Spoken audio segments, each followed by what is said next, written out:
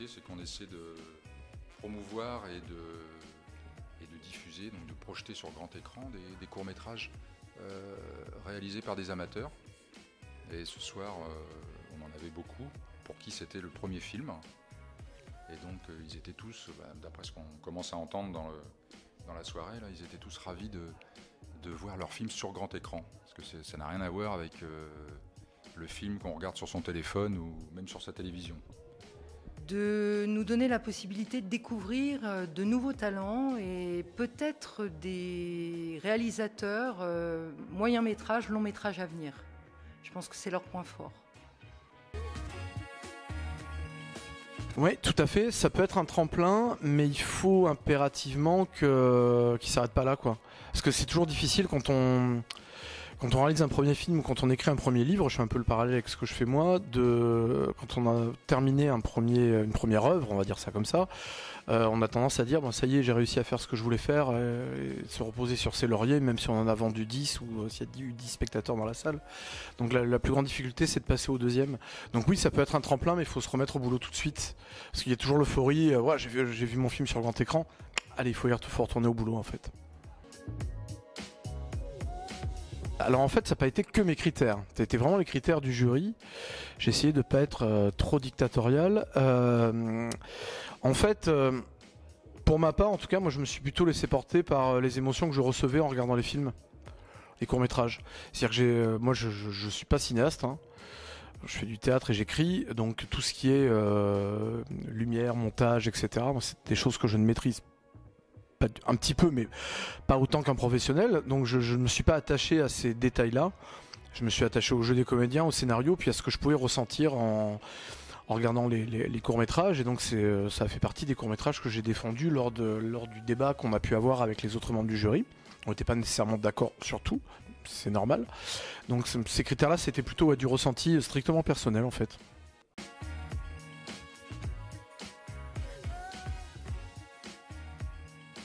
C'était mon premier court-métrage en termes de scénario. Enfin, jusqu'ici, je faisais juste du clip plutôt. Juste de la musique et des images, sans texte. Tout à fait. Ouais, c'est notre premier court-métrage de cette ampleur en tout cas et de cette qualité. Oui. Non, c'est mon 4e court-métrage. Donc voilà, donc c'est peut-être l'âge de raison. Peut-être que celui-ci est peut-être plus abouti que les précédents. C'est un film noir ou blanc. Cela dépend de quel côté on se trouve. Que vous soyez le roi de votre propre royaume ou la dame d'à côté. C'est à en devenir fou, chacun son tour. Ne soyez plus à cheval sur vos principes, car lui n'en a aucun. Souhaitez-vous n'être qu'un pion ou maîtriser la situation? Trop tard. Vous êtes mort. La mémoire à vif.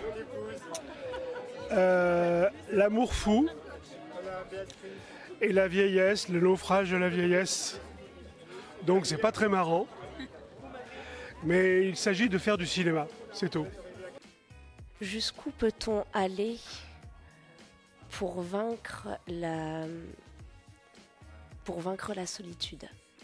C'est l'histoire de celui qui a arrêté d'essayer à force de rater. Ça fait trop longtemps. Parce que quand on a souffert, on ne veut pas être le seul. Alors c'est la terre entière qui doit connaître la douleur. Ça fait peur. Ouais, ça fait un truc. Je sais pas, c'est énorme un écran quand même de cinéma. Symboliquement, c'est un truc de dingue. Moi, je vais au cinéma, mais c'est pas mes films que je vais voir sur un écran de cinéma.